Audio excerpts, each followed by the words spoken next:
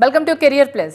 Intermediate అనగానే ప్రతి ఒక్కరు చూస్ చేసుకునేది ఎంపీసీ బైపీసీ. చాలా మటుకు వీటిని ఇంపార్టెన్స్గా తీసుకుంటారు. అందులో ఎక్కువగా అంటే ఎంపీసీ స్టూడెంట్సే ఉంటారు. మరి ఎంపీసీ వాళ్ళంతా కూడా engineering, mechanical engineering, software engineering side వెళ్తుంటారు. అసలు ఇంజనీరింగ్కి ఇంత ఇంపార్టెన్స్ ఇవ్వడానికి కారణాలు ఏంటి? అసలు వాళ్ళ ఆపర్చునిటీస్ ఎలా ఉంటాయి గ్లోబల్లీ అనేది విషయాలు తెలుసుకుందాం. మల్లారెడ్డి యూనివర్సిటీ నుంచి మనతో పాటు ఉన్నారు doctor VSK Reddy, BTech, MTech, PhD, IIT Kharagpur, vice chancellor, Malla Reddy, Hyderabad. ఆయన అడిగి మరిన్ని వివరాలు తెలుసుకుందాం. Welcome to career plus. ఇందాక నేను చెప్పినట్టు చాలా కోర్సెస్ ఉన్నా కూడా specially students and parents wants to do that engineering. Parents కూడా ఒకే కోరిక, మా బాబు పాప ఇంజనీర్ కావాలి. వై?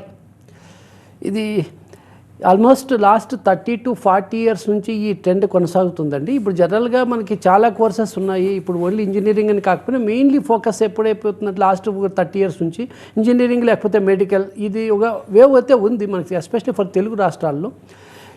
జనరల్గా ఏమవుతుందంటే ఇప్పుడు సిఏ కానీ లేకపోతే ఆర్ట్స్ కానీ లేకపోతే సైన్సెస్ కానీ లేకపోతే అట్ ద సేమ్ టైం మనకి లా కానీ చాలా కోర్సెస్ ఉన్నాయి. బట్ మెయిన్లీ ఇంజనీరింగ్ కానీ మెడికల్ కానీ అంటే ఇప్పుడు జనరల్గా మెడికల్ అనేది ఒక క్రేజ్ మీద ఎలాగో రన్ అవుతూ ఉంటుంది. బట్ ఇంజనీరింగ్ అంటే ఆపర్చునిటీస్. ఇప్పుడు ఏంటంటే మనము చాలా కోర్సెస్ ఉన్నా కానీ ఇప్పుడు పబ్లిక్లో మనకి ఎలా ఉంటుందంటే సొసైటీలో ఇప్పుడు మనకి జనరల్గా 80% ఆఫ్ ది పీపుల్ ఆర్ ఇండియన్లో యావరేజ్ పీపుల్, అంటే యావరేజ్ ఫ్యామిలీస్. అంటే ఇప్పుడు ఓన్లీ 20 to 15% మాత్రమే next level of the people ఉంటారు. అంటే వీళ్ళకి ఏంటంటే మనకి జాబ్ అనేది ఇంపార్టెంట్. మనం ఎన్ని చేసినా మనకి బేస్ ఇండియన్ కాంటినెంట్లో పర్టికులర్లీ ఫర్ తెలుగు రాష్ట్రాల్లో మనకి జాబ్, ఎంప్లాయ్మెంట్ అనేది ఇంపార్టెంట్. కాబట్టి మనం కొన్ని కేసుల్లో వాళ్ళకి ఇంట్రెస్ట్ లేకపోయినా కూడా ఆ డైరెక్షన్లో పిల్లలు కానీ పేరెంట్స్ కానీ చూజ్ చేసుకుంటారు. అంటే ఇప్పుడు గ్లోబల్ ఆపర్చునిటీస్ అంటే ఇప్పుడు మనం ఎలా చూస్తున్నామంటే ఓన్లీ మనకి హైదరాబాదు ఇండియాలోనే కాకుండా రేపు ప్రపంచంలో మనకు వాళ్ళు ఎక్కడ పోయినా, ఇప్పుడు అమెరికా పోయినా లేకపోతే యూరోప్ పోయినా లేకపోతే ఇంగ్లాండ్ ఆ కంట్రీస్ పోయినా అట్లా లేకపోతే ఆస్ట్రేలియా, అంటే ఆపర్చునిటీస్ అన్నీ కూడా ఇంజనీరింగ్ సెక్టర్లో కొద్దిగా వేరే ఎక్కువ ఆపర్చునిటీస్ వస్తాయి. But at the same time technology last 30 to 40 years నుంచి టెక్నాలజీ ర్యాపిడ్లీ డెవలప్ అయింది వరల్డ్లో.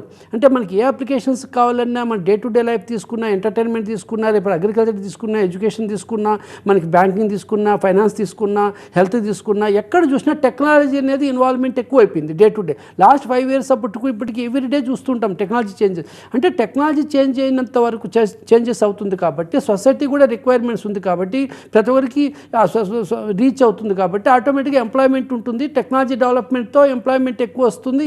ఆటోమేటిక్గా ఈ ఇంజనీరింగ్ సెక్టర్లో జాబ్స్ ఎక్కువ వస్తున్నాయి. ఇప్పుడు మనకి చిన్న స్టాటిస్టిక్స్ తీసుకుంటే ఇండియాలో ఆల్మోస్ట్ మనకి ఇంజనీరింగే తీసుకుంటే various courses 13 to 14 lakh students మనకి జాయిన్ అవుతున్నారు. 15 lakhs ఇండియాలో. అంటే every year almost 10 lakh students pass out అవుతున్నారు. అంటే 10 లక్షల మందికి ఉపాధి వస్తుంది అంటే సంవత్సరంలో. మన ఇండియాలోనే కాకపోవచ్చు, ఇండియాలో 1-2 లక్షలు రావచ్చు కానీ బట్ అదర్ కంట్రీస్కి వెళ్ళడం కానీ, ఎంఎస్కి వెళ్ళడం కానీ, జాబ్ ఆపర్చునిటీస్ కానీ, లేకపోతే మెకానికల్ ఇండస్ట్రీ కానీ, లేకపోతే ఐటీ ఇండస్ట్రీ కానీ, మోస్ట్లీ ఐటీ ఇండస్ట్రీ ఏదైనా వస్తుంది, జాబ్స్ వస్తుంది కాబట్టి ఆటోమేటిక్గా ఇంజనీరింగ్లో చూస్ చేసుకుంటున్నారు. బట్ చూస్ చేసుకున్న తప్పు కూడా లేదు. But in addition to that ఇవాళ రేపట్లో ఏమైందంటే ఇప్పుడు మనకి గవర్నమెంట్ మీరు యూపీఎస్సీ సెక్టర్ తీసుకున్నా లేకపోతే గవర్నమెంట్ నెక్స్ట్ ఆల్టర్నేటివ్ గ్రూప్ 1 తీసుకున్నా ఎక్కడ ఇంజనీరింగ్ స్టూడెంట్స్ ఎక్కువ ఫోకస్ అన్ని డైరెక్షన్కి వెళ్తున్నారు. కాబట్టి ఇంజనీరింగ్ అనేది ట్రెండ్ కొనసాగుతుంది ఇంకా ఒక 100 సంవత్సరాలైనా. Right sir. అంటే దీనికి గ్లోబల్ ఎక్స్పోజర్తో పాటు లోకల్ ఎక్స్పోజర్ అంటే జాబ్ ఆపర్చునిటీస్ ఎక్కువగా వస్తాయి కాబట్టి అండ్ స్కిల్స్ కూడా పెరుగుతాయి కాబట్టి ఇది చూస్ చేసుకుంటున్నారు అంటున్నారు. అయితే ఈ టెక్నాలజీ పరంగా ఎప్పటికప్పుడు ఇంజనీరింగ్ స్టూడెంట్స్ కానీ ఫ్యాకల్టీ కానీ అప్డేట్ అవుతూనే ఉండాలి. మీరు ఇందాక చెప్పారు. దాంతోపాటు సాఫ్ట్ స్కిల్స్ కూడా ఏ విధమైన రోల్ ప్లే చేస్తుందంటారు? అంటే ఇక్కడ మీరు అన్నట్టు ఏంటంటే టెక్నాలజీ ఇప్పుడు స్కిల్ సెట్ అండి. స్కిల్స్ అంటే మెయిన్ ఫోకస్ అయిపోయింది. మనకి ఏమైందంటే 20 సంవత్సరాల ముందు ఓన్లీ ఫర్ ది మనకి ఏదో ఒక 80% కానీ 70% పాస్ అయితే ఆ బేస్ అని అకాడమిక్స్ తీసుకొని ఎక్కడైనా ఎంప్లాయ్మెంట్ దొరికేది. ఇప్పుడు అట్లా కాదు. అంటే సాఫ్ట్ స్కిల్స్ కానీ టెక్నాలజీ స్కిల్స్ కానీ ఓవర్ అండ్ అబోవ్ కరికులం. అంటే మనకి ఏదో పాస్ అవుట్ అవుతున్నాం కదా ఈచ్ అండ్ ఎవరీ కాలేజీలో, లేకపోతే మనకి ఏదో CGPA వస్తుంది కదా సరిపోదు. ఇప్పుడు ఏం కావాలి? టెక్నాలజీ స్కిల్స్ కావాలి, సాఫ్ట్ స్కిల్స్ కావాలి. టెక్నాలజీ స్కిల్స్ అంటే ఇండస్ట్రీ, ఇప్పుడు మనం ఇవాళ సిలబస్ చెప్తున్నాం, రేపు ఇండస్ట్రీలో ఇమీడియట్గా within 2 months next programming language వస్తుంది, నెక్స్ట్ డేటాబేస్ వస్తుంది. అంటే ఇండస్ట్రీ రిక్వైర్మెంట్స్కి మనకి యూనివర్సిటీస్లో కానీ కాలేజెస్లో కానీ ఫండమెంటల్స్ కానీ బేసిక్స్ కానీ స్ట్రాంగ్ ఫౌండేషన్ చేసి తర్వాత ఇండస్ట్రీకి పంపించేవాళ్ళు. ఇప్పుడు అట్లా కాదు. యూనివర్సిటీలోనే మనం తప్పకుండా ఇండస్ట్రీ రిక్వైర్మెంట్స్ ప్రకారం అప్లికేషన్ డెవలప్మెంట్ ప్రోగ్రామింగ్ లాంగ్వేజ్ కానీ, ఇప్పుడు నేను కంప్యూటర్ సైన్స్ రిలేటెడ్ చెప్తున్నా, ప్రోగ్రామింగ్ లాంగ్వేజ్ కానీ లేకపోతే టెక్నాలజీ కానీ లేకపోతే డేటాబేస్ మేనేజ్మెంట్ సిస్టమ్స్ కానీ ఇండస్ట్రీ ఇండస్ట్రీలో మనకి ఏదైతే అవసరం అవుతుందో అది మనం కాలేజీలోనే ఇవ్వాల్సి వస్తుంది. దానివల్ల ఇప్పుడు టెక్నాలజీ అనేది చాలా ఇంపార్టెంట్. ఓన్లీ సబ్జెక్ట్ చెప్పి పంపిస్తే సరిపోదు, దానికి టెక్నాలజీ స్కిల్స్ మనం ఎవ్రీడే నువ్వు డెవలప్ చేయగలగాలి. వాళ్ళకి బయట నుంచి ఇండస్ట్రీ ఎక్స్పర్ట్స్ రప్పించాలి, తర్వాత అవుట్సోర్సింగ్లో కొంతమంది రప్పించాలి, మన ఫ్యాకల్టీ కూడా అప్గ్రేడ్ చేయించాలి. కాలేజీలోనే మనము యూనివర్సిటీలో కానీ కాలేజీలో కానీ ఆ విధంగా మనం ఓన్లీ సబ్జెక్ట్ చెప్పి మార్క్స్ తెప్పించేది కాకుండా ఆల్మోస్ట్ 30% ఆఫ్ ది టైం మనం టెక్నాలజీ స్కిల్స్ కూడా ఓవర్ అండ్ అబౌట్ డెవలప్మెంట్ చేస్తూ ఇండస్ట్రీకి మ్యాచ్ చేయాలి. మీరు అన్నట్టు సాఫ్ట్ స్కిల్స్ ఒక మెకానిజం ఉంది. సాఫ్ట్ స్కిల్స్ అనేది అది ఒకప్పుడు ఏమంటుందంటే మనకి బేసిక్లో కొద్దిగా సాఫ్ట్ స్కిల్స్ వచ్చేసేది బై బర్త్. ఇప్పుడు అట్లా కాదు, వాళ్ళకి కమ్యూనికేషన్ స్కిల్స్ అనేది ఏ కాలేజీ నేర్పిస్తుంది. వాళ్ళకి బిహేవియరల్ స్కిల్స్ కావాల్సిన sincerity, commitment, dedication, positive thinking, thought process, resume preparation, listening skills, writing skills, speaking skills, ఇవన్నీ కూడా స్కిల్స్ అనేది సాఫ్ట్ స్కిల్స్ కిందకి వస్తుంది. అంటే ఇప్పుడు ఇంటర్పర్సనల్ స్కిల్స్ కానీ, నెగోషియేషన్ స్కిల్స్ కానీ, కన్విన్సింగ్ చేయాలి కానీ, బాడీ లాంగ్వేజ్ కానీ, వాడు ఎలా డ్రెస్ కోడ్ వేస్తున్నారు, వాళ్ళు ఎలా సిన్సియర్గా ఉన్నారు, వాళ్ళు ఎలా రెస్పెక్ట్ కానీ, హంబుల్నెస్, ప్రతి ఒక్కటి కూడా స్టూడెంట్స్కి మనం నేర్పించగలగాలి. అంటే అక్కడే మనం ఎడ్యుకేషన్ ఆ సాఫ్ట్ స్కిల్స్ కూడా మనం ఇవ్వగలిగితే, టెక్నాలజీ స్కిల్స్ ఇవ్వగలిగితే, సబ్జెక్ట్ కూడా ఆటోమేటిక్గా వాళ్ళకి పర్సెంటేజ్ వస్తే ఈ 3 స్కిల్స్ ఇంటిగ్రేట్ అయ్యి కాలేజీలోనే యూనివర్సిటీలోనే చేయగలగాలి. ఒకప్పుడు ఇవన్నీ స్కిల్స్ కాకుండా ఓన్లీ మనం చెప్పేవాళ్ళని పంపించాం 30 years ముందు. ఇప్పుడు అలా కాదు, మనం ప్రతి ఒక్కరి స్కిల్ కూడా కాలేజీలోనే ఇవ్వాలి. ప్రతి ఒక్కరి స్కిల్ కూడా మనం సబ్జెక్ట్ ఫ్యాకల్టీ తెప్పించి ఆ 4 years ఆ 8 సెమిస్టర్లో చేసి ఇండస్ట్రీకి రెడీగా పోయినప్పుడు ఇండస్ట్రీ అదర్వైజ్ ఇండస్ట్రీ ఆ విధంగా 3-4 years ట్రైనింగ్ చేసుకోవాలనుకుంటే ఇండస్ట్రీ మళ్ళీ అంత ఇన్వెస్ట్మెంట్ చేయదు. ఇప్పుడు ఇవాళ రేపు ప్రతి ఒక్కటి కూడా కాస్ట్ కటింగ్ మెజర్స్ ఉంటుంది. అంటే ఇండస్ట్రీలోకి పోయి మళ్ళీ ఆ రిక్వైర్మెంట్స్ కూడా ట్రైనింగ్ ఇచ్చుకుంటూ 1 year ట్రైనింగ్ ఇచ్చి 2 years వాళ్ళు మళ్ళీ కంటిన్యూ అవుతారో లేదు, మళ్ళీ అక్కడి నుంచి వేరే కంపెనీకి జంప్ అవుతారు. ఇవన్నీ పారామీటర్స్ ఉంటాయి కాబట్టి ఇండస్ట్రీ వాళ్ళకు కూడా మనమే కాలేజీలో, మనమే యూనివర్సిటీలో కానీ మనమే ఈ స్కిల్స్ అంటే ఇప్పుడు మల్లారెడ్డి యూనివర్సిటీ మనం ఎస్టాబ్లిష్ 2020. అంటే ఇప్పుడు మా 2000 నుంచి కూడా మా గ్రూప్ ఆఫ్ ఇన్స్టిట్యూషన్స్ ఆల్మోస్ట్ మాకు ఇంజనీరింగ్లో మేము చాలా స్ట్రాంగ్ బేస్, ఇంజనీరింగ్ కానీ, మెడికల్ కానీ, డెంటల్ కానీ. In addition to that last 4 years నుంచి అలైడ్ హెల్త్ కేర్ సైన్సెస్ అని ఒక ఇప్పుడు బీపీటీ కానీ, ఫిజియోథెరపీ కోర్స్ కానీ, సివిటీ ప్రోగ్రామ్స్ కానీ, ఈ అనస్థిషియా ప్రోగ్రామ్స్ కానీ, తర్వాత ఎమర్జెన్సీ మెడిసిన్ కానీ, క్లినికల్ రీసెర్చ్ కానీ, అంటే 4 year బీఎస్సీ కోర్సెస్ ఆనర్స్ అంటారు. అంటే అలైడ్ హెల్త్ కేర్ సైన్సెస్ కూడా ఇనిషియేట్ చేసాం. అంటే జాబ్ ఓరియంటెడ్ ప్రోగ్రామ్స్. అంటే ఇండియాలోనే జాబ్స్ వస్తాయి, ఈ హాస్పిటల్స్ కానీ, కాలేజెస్ కానీ, అవుట్ సైడ్ కంట్రీస్ పోయినా అక్కడ ఎంఎస్ ప్రోగ్రామ్స్, అక్కడ ఆపర్చునిటీస్ వస్తాయి. అంటే allied health care sciences, job oriented courses introduce చేస్తాం. ఆల్మోస్ట్ మాకు ఆ కోర్సెస్ కూడా రన్ అవుతున్నాయి 4 years నుంచి.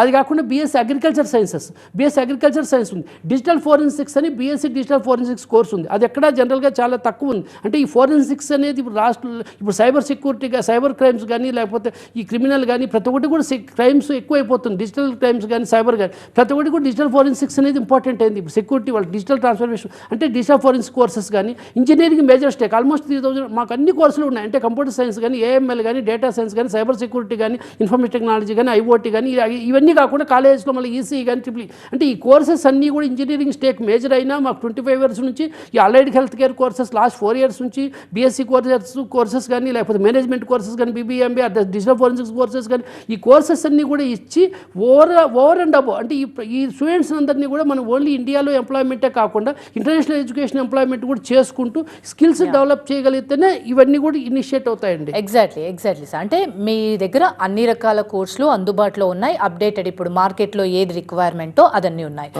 మీ దగ్గరకు వచ్చే స్టూడెంట్స్ ఏది ఎక్కువ ఎక్స్పెక్ట్ చేస్తున్నారు? సాఫ్ట్వేర్ ఇంజనీర్గా సైడ్ వెళ్ళాలనుకుంటున్నారా, సాఫ్ట్వేర్ స్కిల్స్ నేర్చుకోవాలనుకుంటున్నారా, మెకానికల్ సైడ్ వెళ్ళాలనుకుంటున్నారా?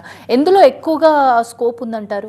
ఇది చాలా ఇంపార్టెంట్ అండి. ఎందుకంటే ఇప్పుడు ప్రజెంట్గా ప్రతి ఒక్క పేరెంట్ కానీ, స్టూడెంట్ కానీ కౌన్సిలింగ్ జరుగుతుంది. ఇప్పుడు ఎంసెట్ కౌన్సిలింగ్ కాలేజీలు చూస్ చేసుకుంటున్నారు. ఇక్కడ చాలా క్రిటికల్ క్వశ్చన్, అది ఇంపార్టెంట్ కూడా అట్ ద సేమ్ టైం. ఎందుకంటున్నానంటే చాలామందికి పబ్లిక్లో కన్ఫ్యూజన్ ఉంది. అంటే నేను మెకానికల్ కోర్సు, మెకానికల్ బ్రాంచ్కి వెళ్ళొచ్చు, లేకపోతే ఈసీ అంటే ఈసీ వెళ్ళొచ్చు, ట్రిపుల్ వెళ్ళొచ్చు, సివిల్ వెళ్ళొచ్చు. 100% ఇంజనీరింగ్ కోర్సెస్ అని వైడ్ వెరైటీస్ ఉంటాయి. బట్ ఇవాళ రేపు ట్రెండ్ ఎలా నడుస్తుంది? Computer science and engineering, AML అంటే artificial intelligence, machine learning, data science, cyber security, IoT, ఈ కోర్సెస్ మీద ఎక్కువ రన్ అవుతుంది. అంటే almost 80 to 90% of the people దీన్ని చూజ్ చేసుకుంటున్నారు. అంటే ఏవైతే మీరు అన్నట్టు మెకానికల్ దాని మీద ఏవైతే దేనికి వెళ్తున్నారు అంటే సాఫ్ట్వేర్ ఫీల్డ్ వెళ్తున్నారా, లేకపోతే మెకానికల్ ఫీల్డ్ వెళ్తున్నారా, మీ థాట్.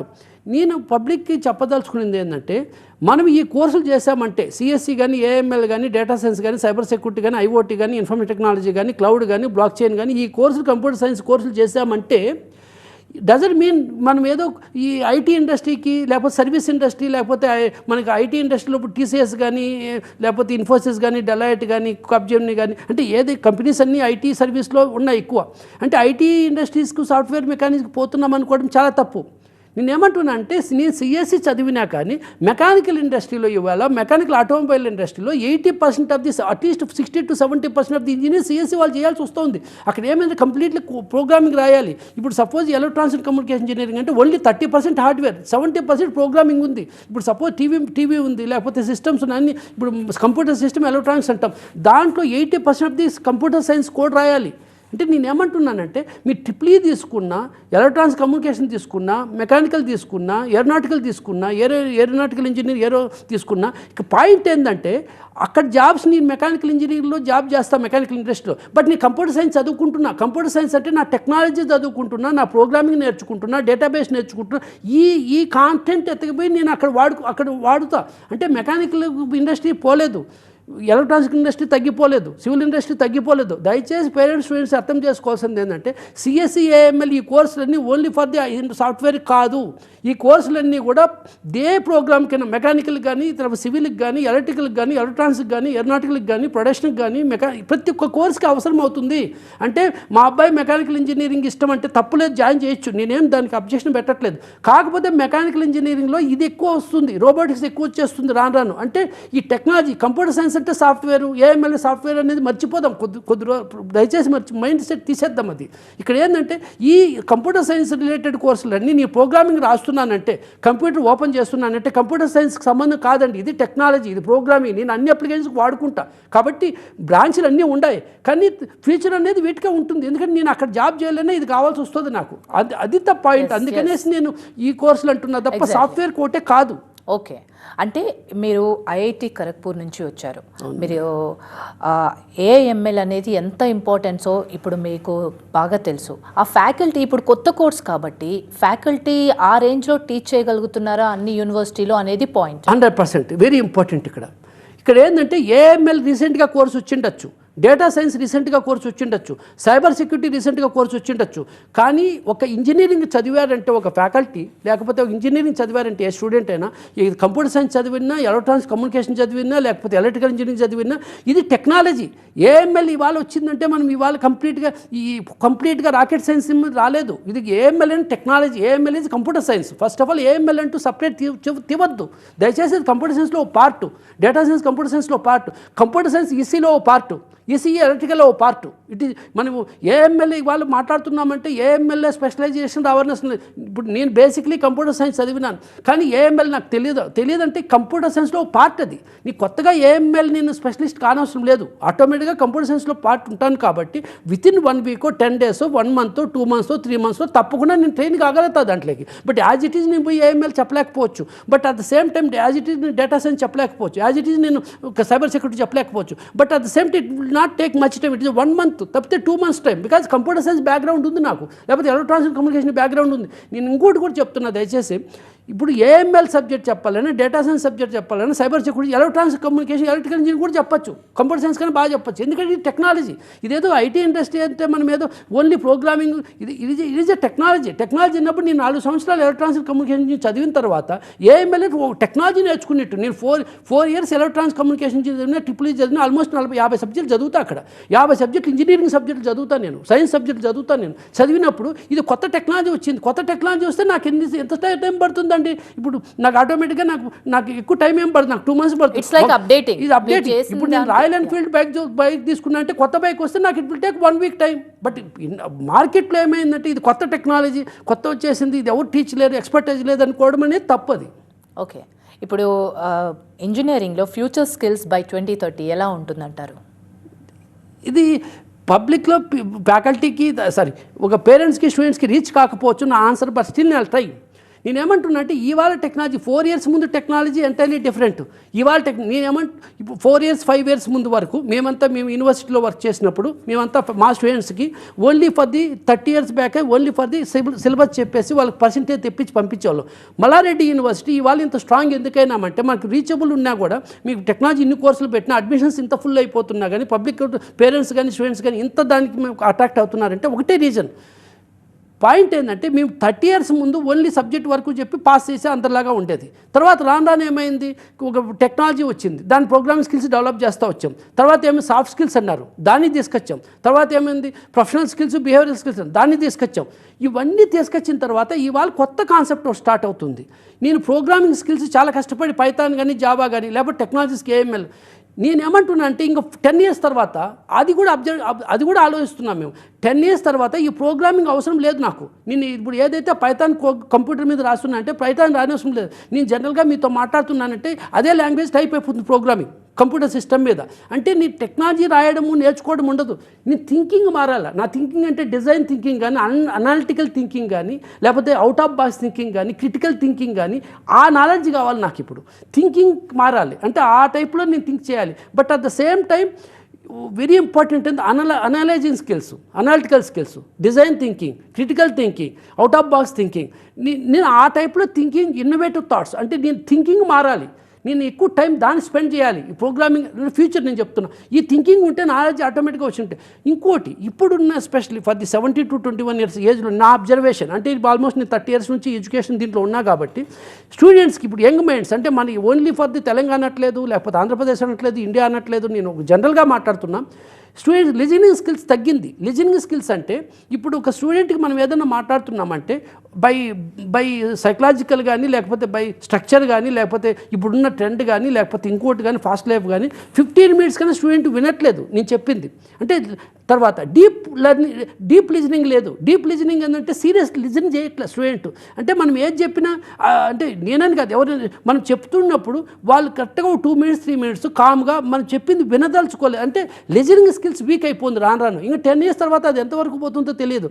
ఇప్పటి నుంచి కూడా మనం లిజనింగ్ స్కిల్స్ కూడా ఇంపార్ట్ చేయాలి. లిజనింగ్ స్కిల్స్ అనేది నాట్ ఏ న్యూ థింగ్, 30 ఏళ్ళ నుంచి ఉండేదే. బట్ కాకపోతే అది డైల్యూట్ అయింది సిస్టమ్. ఇప్పుడు ఏం చేయాలి స్టూడెంట్స్కి, మనం కాన్సెప్ట్ ఎలా తీసుకురావాలి, critical thinking, listening capability, reading capability, reasoning capability, critical think, out of box thinking, తర్వాత అవన్నీ థింక్ చేసుకుంటూ ఎమోషనల్లీ బ్యాలెన్స్డ్ అంటే పర్సన్ మనం చేసినట్టు ఇమీడియట్గా అబ్రప్ట్ చేంజెస్ కాకుండా మైండ్ బ్యాలెన్సింగ్ కావాలి. బ్యాలెన్సింగ్ స్కిల్స్ అంటారు దాన్ని. అంటే పర్సనల్ కానీ ప్రొఫెషనల్ కానీ, professional balancing skills, critical thinking skills, emotionally balanced skills, out of box thinking, analytical skills, reading skills, listening skills. ఈ స్కిల్స్ని మనం సీరియస్గా తీసుకుంటే టెక్నాలజీ అంతా 10 years తర్వాత అండి న్యూ థింగ్ కాదు ఇది. అట్లా తీసుకెళ్తే ఇవన్నీ సెట్ అయిపోతుంది.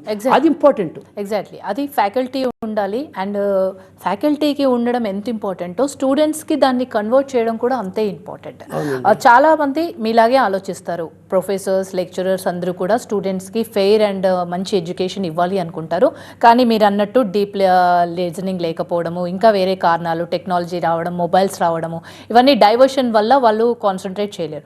Why should they come to Malla Reddy university? చాలా యూనివర్సిటీస్ ఉన్నాయి కదా, మీ దగ్గరికి రావాల్సిన అవసరం ఏముంది? మీ దగ్గర ఇంజనీరింగ్ చేస్తే ఎలాంటి ఫ్యూచర్ ఉంటుంది అనే ఒక పేరెంట్కి క్వశ్చన్ వస్తే మీరు ఏం చెప్తారు సమాధానం? ఓన్లీ 4 points అండి. వెరీ సింపుల్ లాజిక్ ఏంటంటే దీంట్లో మా దగ్గర స్టూడెంట్స్ మల్లారెడ్డి గ్రూప్కే ఎందుకు రావాలంటే only 4 points. 1 is for the curriculum.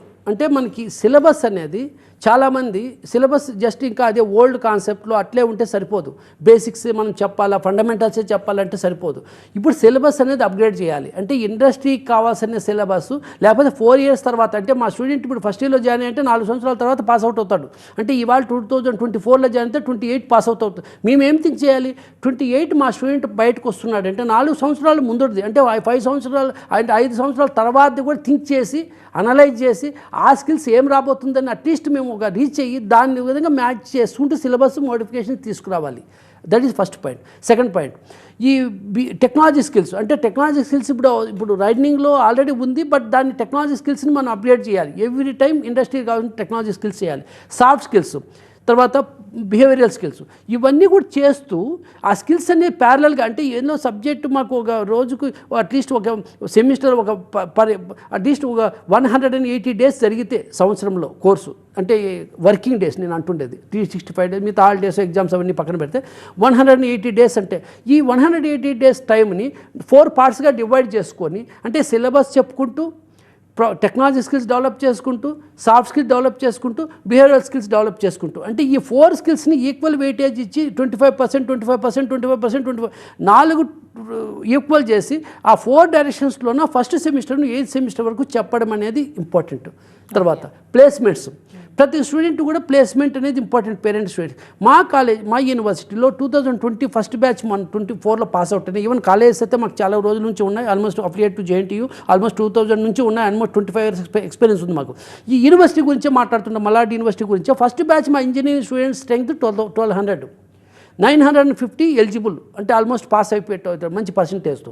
ఆ 950 స్టూడెంట్స్లో ఆల్మోస్ట్ 700 స్టూడెంట్స్ 750 స్టూడెంట్స్ ఆల్మోస్ట్ కంపెనీస్లో సెటిల్ అయిపోయారు ఫస్ట్ బ్యాచ్ అయినా. అంటే యాక్సెంచర్ తీసుకున్నా, UST గ్లోబల్ తీసుకున్నా, TCS తీసుకున్నా, డెలాయిట్ తీసుకున్నా, అమెజాన్ తీసుకున్నా, డిఫరెంట్ కంపెనీస్ ఆల్రెడీ HCL కానీ డిఫరెంట్ ప్లేస్మెంట్స్ ఒకరు 2-3 ఆఫర్స్ కూడా వచ్చాయి కొంతమందికి. అంటే 700 స్టూడెంట్స్ కంపెనీస్లో ప్లేస్ అయ్యారు. Almost 300 to 400 students MS education వెళ్తున్నారు, హైయర్ ఎడ్యుకేషన్ అబ్రాడ్ వెళ్తున్నారు. అంటే ఇది ఆస్ట్రేలియా కావచ్చు, లేకపోతే అదర్ కంట్రీస్కి వెళ్ళొచ్చు.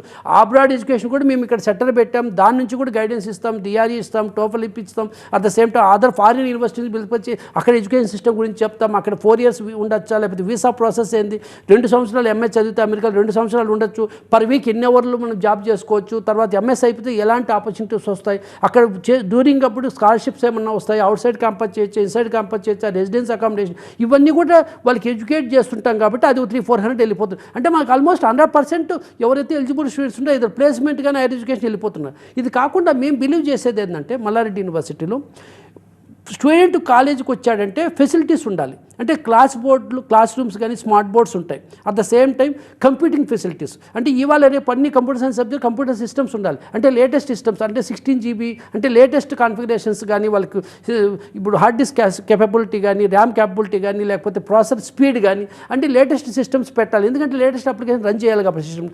అంటే మీకు ఇన్ఫ్రాస్ట్రక్చర్ ఫెసిలిటీస్ ఉండాలి, క్లాస్ రూమ్ ఇన్ఫ్రాస్ట్రక్చర్ ఉండాలి, ల్యాబొరేటరీ ఇన్ఫ్రాస్ట్రక్చర్ ఫెసిలిటీస్ ఉండాలి, ఫ్యాకల్టీ స్ట్రెంగ్త్ ఉండాలి. ఇవన్నీ ఫ్యాకల్టీ గురించి నేను ఎందుకు చెప్పట్లేదు, ఇవన్నీ ఉన్నాయంటే ఫ్యాకల్టీ ఉన్నట్టే. మేము ఆ 4 స్కిల్స్ మేము చెప్తున్నామంటే అకాడమిక్ స్కిల్స్ కానీ, బిహేవియరల్ స్కిల్స్ కానీ, టెక్నాలజీ స్కిల్స్ కానీ, సాఫ్ట్ స్కిల్స్ కానీ 4% వేసుకొని 25% కింద 7 సెమిస్టర్ తీసుకెళ్తున్నామంటేనే మాకు ఆ థాట్ ఉంది, మాకు ఆ నాలెడ్జ్ ఉంది, ఆ ఫ్యాకల్టీ స్ట్రెంగ్త్ ఉండాలని ఉద్దేశం. Plus at the same time మేము బిలీవ్ చేసేదంటే ఓన్లీ వచ్చి పాస్ చేయించి పంపించే బాధ్యత కాదు, అది ఎవరైనా చేయొచ్చు. ఎడ్యుకేషన్ అంటే ఓన్లీ సబ్జెక్టే చెప్పుకొని ఎడ్యుకేట్ చేయడం. అంటే వాళ్ళ స్టూడెంట్స్ని మీకు యూ బిలీవ్ మీ మేడం, మేము వాళ్ళకి డ్రెస్ కోడ్ కూడా ఇస్తాం. అంటే వాళ్ళకి బ్లేజర్ వేసుకుంటే స్టూడెంట్స్ షూ వేసుకుంటే ఎలా, అక్కడి నుంచి ఎడ్యుకేట్ చేస్తాం. అంటే స్టూడెంట్కి మనం ఇంజనీరింగ్కి వచ్చేసరి కదా అన్నీ తెలుసు అనుకోవడం అనేది కరెక్ట్ కాదు.